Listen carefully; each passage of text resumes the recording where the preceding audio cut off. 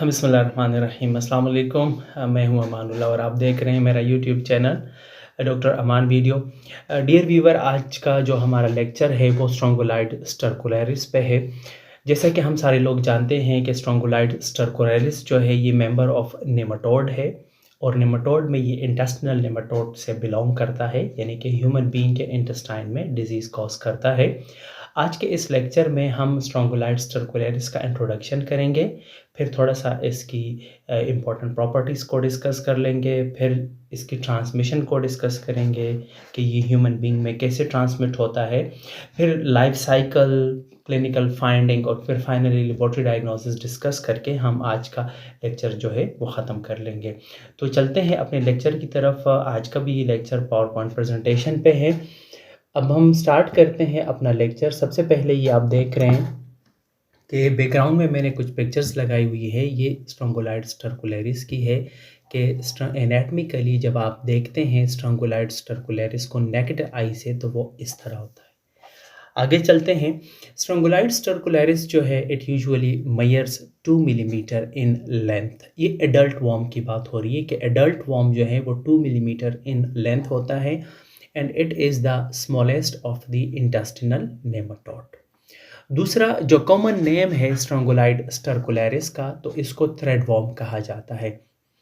आप जानते होंगे कुछ कंट्रीज़ में थ्रेड वॉर्म का वर्ड जो है ये इंट्रोबियस वर्मुकुलरिस के लिए यूज़ होता है, लेकिन WHO जो है और CDC जो है अमेरिका की centre of disease control and preventions, वो ये नाम यूज़ करते हैं इंट्रोबियस वर्मिकुलरिस के लिए वो पिन वॉर्म का वर्ड यूज़ करते हैं और जो स्ट्रोंगोलाइड स्टरकुलरिस है उसके लिए ये लोग थ्रेड वॉर्म यूज़ करते हैं। तो मैंने उसी को ही फॉलो किया है इस लेक्चर में।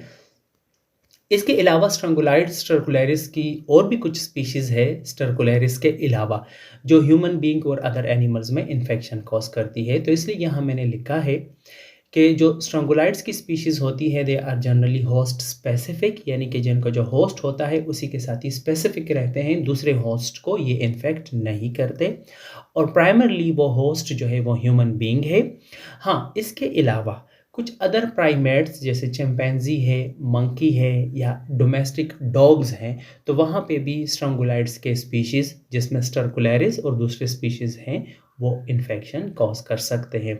लेकिन हमारा लेक्चर जो है वो स्ट्रोंगोलाइड स्टरकुलरिस पे है क्योंकि it is the most common species और रिस्पॉन्सिबल फॉर ह्यूमन इन्फेक्शंस। अच्छा, जो डिजीज़ेज़ है तो स्ट्रोंगोलाइड स्टरकुलरिस जो डिजीज़ कॉज करता है हम उसे स्ट्रोंगोलोडियासिस कहते हैं। और लाइफ साइकिल शुरू करने से पहले मैं थोड़ा-सा आपको ये बताऊँ कि स्ट्रोंगोलाइड स्टरकुलरिस जो है वो अपना लाइफ साइकिल सिर्फ़ और सिर्फ़ एक ही होस्ट में कंप्लीट करता है और वो ह्यूमन होस्ट है। जब पैरासाइट के फॉर्म में ये अपना लाइफ साइकिल कंप्लीट करता है। इसके अलावा स्ट्रोंगोलाइड स्टरकुलरिस की एक अजीब प्रॉपर्टी है कि ये फ्री लिविंग लाइफ साइकिल भी गुजारता है। फ्री लिविंग का मतलब ये है कि वो किसी होस्ट में नहीं रहता, बल्कि वो एनवायरमेंटल सॉइल यानी कि एनवायरनमेंट में अपना लाइफ साइकिल कंप्लीट करता है। तो इसलिए जो स्ट्रोंगोलाइड स्टरकुलरिस है उसके 2 लाइफ साइकिल है, एक वो ह्यूमन बीइंग के अंदर जो कंप्लीट करता है और दूसरा जो इसका फ्री लिविंग साइकिल है जो वो सॉइल में कंप्लीट करता है। अच्छा, अब हम ये डिस्कस करेंगे कि ह्यूमन बीइंग जो है, सॉरी यहाँ पे थोड़ा-सा ये इसका इशू आया है डिज़ाइन का, तो इसको ज़रा आप इग्नोर कर लें। अच्छा, अब हम डिस्कस करेंगे कि ह्यूमन बीइंग कैसे इन्फेक्ट होता है या जो स्ट्रोंगोलाइड स्टरकुलरिस है वो ह्यूमन बीइंग में कैसे ट्रांसफ़र होता है।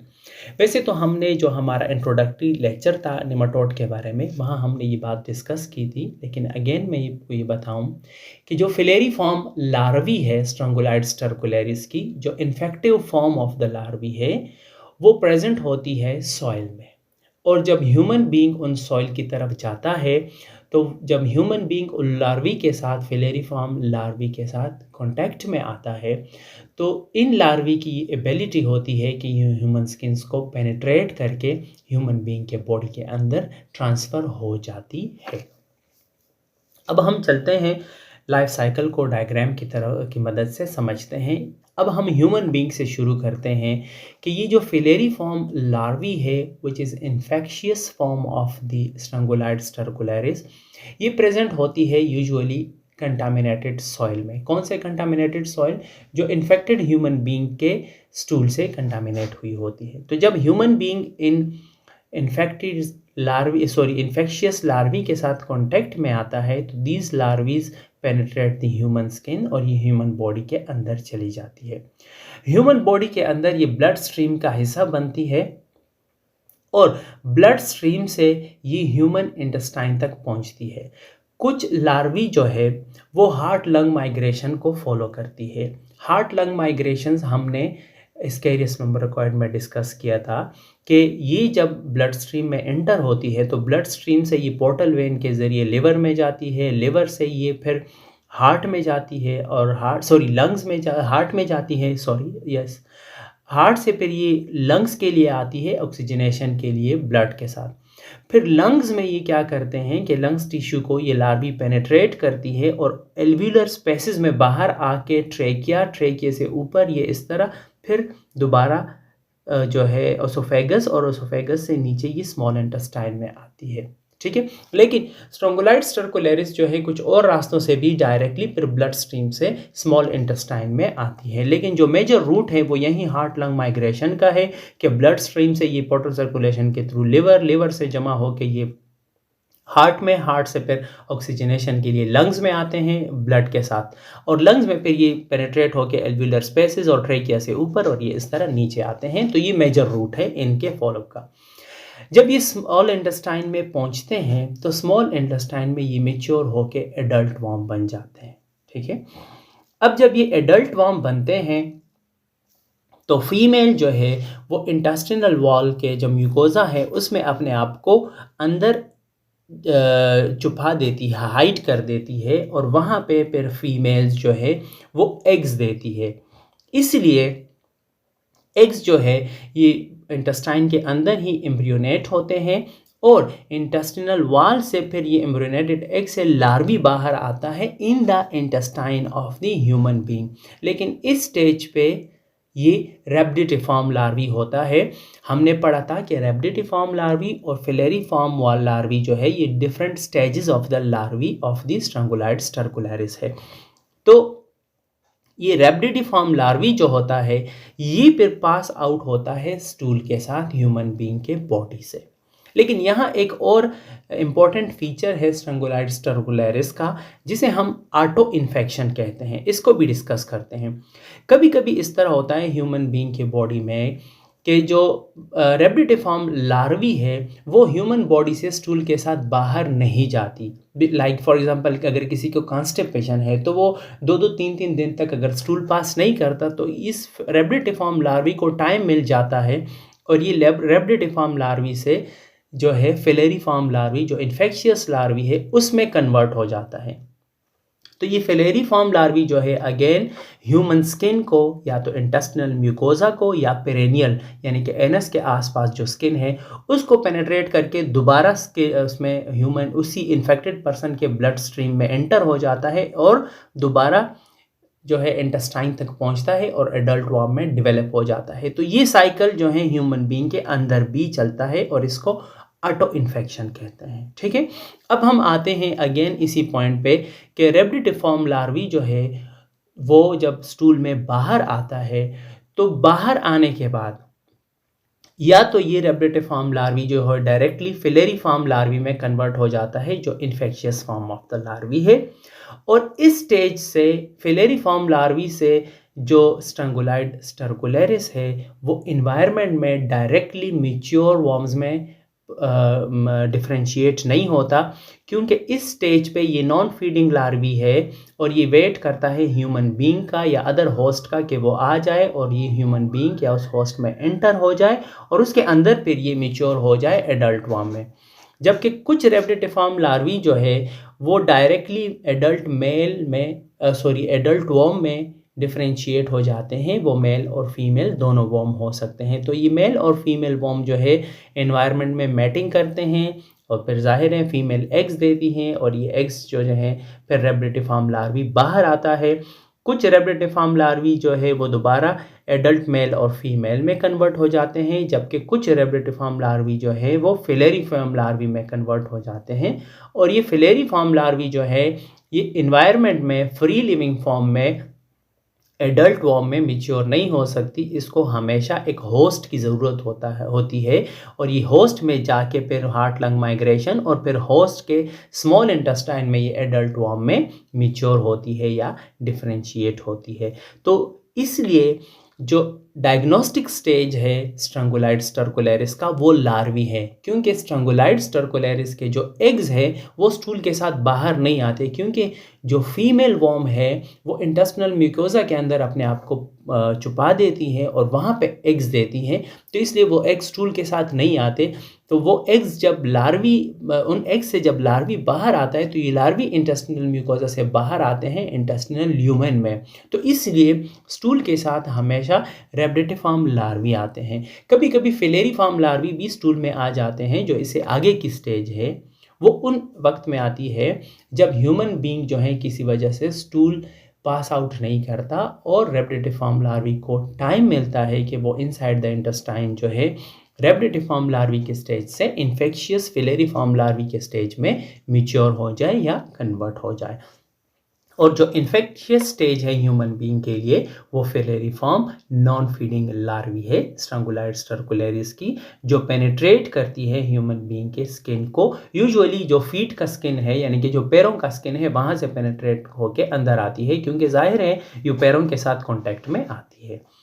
अब हम चलते हैं क्लिनिकल प्रेजेंटेशन। जो इनिशियल साइन है एक्यूट स्ट्रैंगुलाइडियासिस का, इफ़ नोटिस एट ऑल, अगर नोटिस की जाती है, क्योंकि यूजुअली जो वॉर्म के इन्फेक्शन है वो एसिम्प्टोमेटिक रहते हैं क्योंकि वॉर्म का बर्डन इतना नहीं होता। लेकिन अगर कोई पेशेंट बार बार री इन्फेक्ट हो रहा है तो वॉर्म का बर्डन बढ़ जाता है इंटेस्टाइन में, तो फिर उन केसेस में सिम्टम्स अपीयर होते हैं। तो जो पहला सिम्टम्स है वो लोकलाइज प्रोराइटस और इरिथमेटस रैश है at the site of skin penetration, यानी जहाँ से जो फिलेरिफॉर्म लार्वी स्किन पेनिट्रेट करके अंदर जाती है तो वहाँ पे प्रोराइटस होता है, यानी सेंस ऑफ इचिंग डेवलप होता है उस साइट ऑफ द स्किन पे। दूसरी बात ये है कि उस पर रेड रैश डेवलप हो जाता है उस एरिया पे। उसके बाद patient then develop tracheal irritation भी होती है, यानी कि जब हार्ट लंग माइग्रेशन होता है, जब लार्वीज जो है वो एल्व्यूलर स्पेसिस से ऊपर आते हैं ट्रेकिया में, तो उस वक्त ट्रेकियल इरिटेशन और ड्राई कफ भी हो सकता है। ठीक है, जाहिर है उस केस में जो लार्वा माइग्रेशन का केस है from lung up through the trachea. After that larvae जो है जब वो स्वोलोड हो जाते हैं दोबारा इंटेस्टिनल ट्रैक में, तो पेशेंट जो है उसको गैस्ट्रो इंटेस्टिनल सिम्टम्स हो सकते हैं, जिसमें मोस्ट कॉमन डायरिया है, कॉन्स्टिपेशन है, एब्डोमिनल पेन है, एनोरेक्सिया है और वोमिटिंग है, जो most common gastro intestinal symptoms है जो किसी भी गैस्ट्रो इंटेस्टिनल इन्फेक्शन में हो सकते हैं। अच्छा, इसके अलावा कभी कभी बहुत रेयरली स्ट्रैंगुलाइड्स टर्कुलैरिस के केस में हाइपर इन्फेक्शन सिंड्रोम या डिसेमिनेटेड स्ट्रैंगुलाइडियासिस भी होता है। ये कौन से पेशेंट में होता है? ये उन पेशेंट में होता है जो हाई डोज ऑफ कॉर्टिकोस्टेरॉइड को यूज़ करते हैं, यानी कि कुछ पेशेंट्स को कुछ एलर्जिक कंडीशंस होती हैं, इम्यूनोलॉजिकल डिजीज़ होती हैं, तो फिर वो हाई डोजेस लेते हैं कॉर्टिकोस्टेरॉइड की। तो उन पेशेंट में हाइपर इन्फेक्शन सिंड्रोम या डिसेमिनेटेड स्ट्रैंगुलाइड हो सकता है। ये क्या चीज़ है डिस्कस करते हैं थोड़ा सा। अगेन यहाँ थोड़ा सा फिर इशू आ रहा है सबसीक्वेंट इम्पेयर। अच्छा, चूंकि जो high dose of corticosteroid use करते हैं तो उसकी वजह से होस्ट इम्यूनिटी इम्पेयर्ड हो जाती है। तो होस्ट इम्यूनिटी जब इम्पेयर्ड हो जाती है तो ये ऑटो इन्फेक्शन ऑफ द स्ट्रैंगुलाइड्स टर्कुलैरिस को प्रमोट करती है, जिसकी वजह से बहुत ज़्यादा नंबर हो जाते हैं वॉर्म्स के स्ट्रैंगुलाइड्स टर्कुलैरिस के स्मॉल इंटेस्टाइन में। तो इस कंडीशंस को हाइपर इन्फेक्शन कहते हैं। तो इसलिए जो हाइपर इन्फेक्शन है या जो क्रोनिक स्ट्रैंगुलाइड्स टर्कुलैरिस है, तो इन कंडीशन में जो लार्वी है वो हमेशा गैस्ट्रोइंटेस्टिनल ट्रैक और लंग तक ही होते हैं, वो दूसरे पार्ट्स ऑफ द बॉडीज में नहीं जाते। ठीक है, लेकिन जो डिसेमिनेटेड स्ट्रैंगुलाइड्स टर्कुलैरिस है, तो डिसेमिनेटेड स्ट्रैंगुलाइड्स टर्कुलैरिस में इस तरह होता है कि ऑटो इन्फेक्शंस होता है और ऑटो इन्फेक्शन में जो लार्वी है वो दोबारा स्मॉल इंटेस्टाइन तक नहीं आते, बल्कि other part of the body या the other organ of the bodies को ये चले जाते हैं, जिसकी वजह से डिफरेंट सिम्टम्स डेवलप होते हैं, जिसमें सेंट्रल नर्वस सिस्टम के सिम्टम्स भी डेवलप हो सकते हैं, जिसमें गैस्ट्रोइंटेस्टिनल के भी हो सकते हैं, जिसमें लंग के भी हो सकते हैं, जिसमें कार्डिक सिम्टम्स भी डेवलप हो सकते हैं। वो डिपेंड करता है कि वो लार्वी कहाँ कहाँ डिसेमिनेट होके जा रहा है। तो इस टाइप ऑफ स्ट्रोंगोलिडियासिस को हम फिर डिसेमिनेटेड स्ट्रोंगोलिडियासिस कहते हैं, लेकिन ये बहुत ज़्यादा रेयरली होता है। ठीक है। इसके अलावा जो ऑटो इन्फेक्शन के साइकिल्स होते हैं, तो उसकी वजह से होता ये है कि बटक्स पे, पेरिनियम पे और थाइस पे जो रिपीटेड ऑटो इन्फेक्शन की वजह से यहाँ पे सर्पिजीनियस रैश डेवलप हो जाता है। सर्पिजीनियस रैश का मतलब ये है कि रेड रैश डेवलप हो जाता है और उसके ब्रांचेस होते हैं, वो स्प्रेड करता है, फैलता है, तो इसलिए उसको सर्पिजीनियस रैश कहते हैं। और ये उन कंडीशंस में होता है कि बार बार ऑटो इन्फेक्शंस हो रहा होता है, क्योंकि ऑटो इन्फेक्शन में कुछ लार्वी तो इंटेस्टिनल ट्रैक के म्यूकोजा से एंटर होकर ब्लड स्ट्रीम में जाते हैं, कुछ लार्वी एनस से बाहर आते हैं और एनस के करीब जो स्किन है वहाँ से पेनिट्रेट करके दोबारा ब्लड स्ट्रीम में अंदर दाखिल हो जाते हैं। तो उन कंडीशंस में फिर बटक्स और थाइज और पेरिनियम स्किन्स के करीब जो है रेड रैश डेवलप होता है। Again it is very very rare condition. Laboratory diagnosis है, सॉरी ये मैंने स्लाइड्स कुछ डिफरेंट सॉफ्टवेयर से बनाए थे, थोड़ा सा इशू आ रहा है, तो आई एम रियली सॉरी। मैं इसको ऐसे ही डिस्कस करता हूँ। प्राइमरली ये है कि स्ट्रोंगोलाइट्स टर्कुलैरिस जो है ये वाहिद इंटेस्टिनल नेमाटोड है कि इसकी डायग्नोसिस जो है वो डिटेक्शन ऑफ एग्स पे नहीं होती, बल्कि डिटेक्शन ऑफ लार्वी पे होती है, प्राइमरली इन द स्टूल। लेकिन स्टूल के अलावा ड्यूडिनल फ्लूइड या ड्यूडिनल बायोप्सीज या पस में भी अगर वो हार्ट लंग माइग्रेशन के फेज से पास हो रहा है, तो सॉरी पस नहीं स्पूटम, तो स्पूटम में भी स्ट्रोंगोलाइट्स टर्कुलैरिस के लार्वी को आप डिटेक्ट कर सकते हैं। लेकिन जो लोअर वार्म इन्फेक्शन होते हैं, जिसमें वार्म बर्डन इतना ज़्यादा नहीं होता, उसमें स्ट्रोंगोलाइट्स टर्कुलैरिस के लार्वी आसानी से डिटेक्ट नहीं होते। तो उन कंडीशंस में फिर कुछ इम्यूनोलॉजिकल टेस्ट यानी एंटीबॉडी डिटेक्शंस भी की जा सकती है और वो भी इन्फेक्शन को इंडिकेट करती है।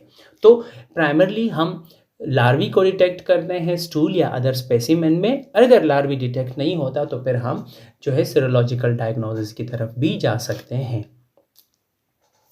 अभी हम डिस्कस करते हैं कि लार्वी जो हैं वो किस तरह होता है। सिंपल तो ये है कि स्मॉल लार्वी होता है जिसको आप 10x लो पावर फील्ड पे आराम से डिटेक्ट कर सकते हैं इन द स्टूल। लेकिन यहाँ एक बात इम्पोर्टेंट है, बाकी किसी भी इंटेस्टिनल नेमाटोड में लार्वी नहीं आता स्टूल में, लेकिन सिर्फ हुकवर्म, जो आगे का लेक्चर है हम उसको डिस्कस करेंगे। हुकवर्म एक ऐसा वर्म है कि अगर उसके एग्स जो है वो स्टूल में छोड़ दिए जाते हैं थोड़े से 10 to 12 आवर्स के लिए, तो वो वर्म्स जो है वो जो एग्स जो हैं उससे लार्वी बाहर आ जाता है। तो अपेरेंटली जब आप देखते हैं तो हुकवर्म का लार्वी और स्ट्रोंगोलाइट्स टर्कुलैरिस के लार्वी बिल्कुल एक जैसे होते हैं माइक्रोस्कोप में। तो इसलिए यहाँ मैंने कुछ फीचर्स इंक्लूड किए हैं जो CDC के वेबसाइट पे थे कि स्ट्रोंगोलाइट्स टर्कुलैरिस का लार्वी जो है उसके कुछ इंपॉर्टेंट फीचर होते हैं, तो आप उनको देख के उसको डिफ्रेंशिएट कर सकते हैं हुकवर्म के लार्वी से। अदरवाइज हुकवर्म के लार्वी जो है वो हमेशा ओल्ड स्टूल में होते हैं, फ्रेश स्टूल में वो कभी भी नहीं आते। फ्रेश स्टूल में आपको हमेशा जो है स्ट्रोंगोलाइट्स टर्कुलैरिस के लार्वी ही मिलेंगे। तो मैं जल्दी डिस्कस करता हूँ। ये जो है साइज़ है यानी 225 माइक्रोमीटर लॉन्ग होता है, 16 माइक्रोमीटर वाइड होता है लार्वी, ठीक है। और ये रेंज है कि 200 से लेकर 300 मिली माइक्रोमीटर लॉन्ग भी हो सकता है, ठीक है। तो ये रेप्टिफॉर्म लार्वी है, ये R जो मैंने लिखा है, और जो मैंने F लिखा है तो ये फिलेरिफॉर्म लार्वी है, ठीक है। रूटीनली रेप्टिफॉर्म लार्वी स्टूल में आता है, कभी कभी फिलेरिफॉर्म लार्वी भी आ सकता है स्टूल में, वो मैंने आपको कंडीशन बता दी है, ठीक है। अच्छा, जेनाइटल पोर होता है रेप्टिफॉर्म लार्वी में। जेनाइटल पोर जो है ये फर्स्ट रिकॉग्नाइजेबल स्ट्रक्चर है जब एम्ब्रियो से जेनेटिक ऑर्गन बनते हैं, तो वो जो फर्स्ट रिकॉग्नाइजेबल स्टेज है जेनेटिक स्ट्रक्चर के बनने का उसे जेनाइटल प्रेमोर्डियम कहते हैं। ये कहाँ पे होता है कि ये पॉइंटेड स्ट्रक्चर्स है located along ventral wall about the body length. यहाँ आप देख सकते हैं, ये देखें जेनाइटल पोर, तो ये बिल्कुल यहाँ जो वेंट्रल वॉल है यहाँ एक इलोंगेटेड स्ट्रक्चर प्रेजेंट होता है। बहरहाल ये बहुत ज़्यादा एक्सपर्ट माइक्रो पैरासाइटोलॉजिस्ट का काम है, मैं जस्ट आपको बता रहा हूँ, अगर कभी एग्जाम्स वगैरह में आ जाए तो आपको पता होना चाहिए। दूसरी बकल कैविटी की जो लेंथ है, ये जो आप बकल कैविटी देख रहे हैं ना, इसका लेंथ मैटर करता है। तो इसका लेंथ 1/3 या 1 या half of the width of the head होता है। यानी जो इसका हेड है ना, तो इसका जो ये विड्थ है तो इसके हाफ के जितना इसके बकल कैविटी का लेंथ होता है। यहाँ बकल कैविटी सही नज़र नहीं आ रही, लेकिन ये बिल्कुल इस तरह बकल कैविटी का इस तरह पूरा शेप बना होता है। तो ये जो ग्रूव सब बना होता है ना बकल कैविटी के अंदर, तो इस ग्रूव को हम नापते हैं। ये 1/3 या half 1/2 half of this width of the head होता है। ठीक है, तो ये एक फीचर्स हैं जिसको आप यूज़ कर सकते हैं। बहरहाल ये बहुत ज़्यादा एक्सपर्ट माइक्रोस्कोपिस्ट या पैरासाइटोलॉजिस्ट का काम है। फिलेरिफॉर्म लार्वी में भी जो है ये साइज़ होता है, और जो लेंथ ऑफ एसोफेगस है, इसमें एसोफेगस का लेंथ मैटर करता है। ये हाफ ऑफ द बॉडी के इक्वल होता है। ये आप देख रहे हैं, ये एसोफेगस बल्ब टाइप एसोफेगस होता है जो almost half of the body का होता है। इसकी बॉडी आप देखें तो ऑलमोस्ट ये हाफ होता है। और इसकी जो टेल होती है ना, वो नॉच टेल होती है। नॉच टेल का मतलब ये है कि यहाँ ये टेल जो है, यहाँ एक हल्का सा इसमें निशान सा होता है। ठीक है ना, वो निशान जो है वो ये आपको बता रहा होता है। मैं अगर आपको यहाँ पे ड्रा करने की कोशिश करता हूँ, इस तरह का ये टेल बनता है ना, तो इस तरह इसमें एक निशान सा होता है इस तरह। ये बिल्कुल इस तरह स्मूथ नहीं होता, तो इसलिए इसको नॉच टेल कहते हैं। ठीक है, तो सिंपल ये है कि स्ट्रैंगुलाइट सर्कुलरिस के लार्वी को आप स्टूल में देखते हैं 10 उस पर, तो वो क्लिनिकली फिर बाकी को रिलेट किया जाता है। बहरहाल ये कुछ फीचर्स थे जो मैंने आपसे डिस्कस करने की कोशिश की। अगर आपके कोई क्वेश्चंस या सजेशंस हैं तो आप मुझे forum.talvi@gmail.com पे लिख सकते हैं। बाकी अगर आपको हमारे लेक्चर अच्छे लग रहे हैं तो प्लीज़ हमारे चैनल को भी सब्सक्राइब कर दे, बेल आइकन को भी हिट कर दे, ताकि हमारे आने वाली वीडियोज़ भी आपको बर वक्त मिलती रहें। और हमारा चैनल देखने का बहुत बहुत शुक्रिया। फ़ी अमान अल्लाह।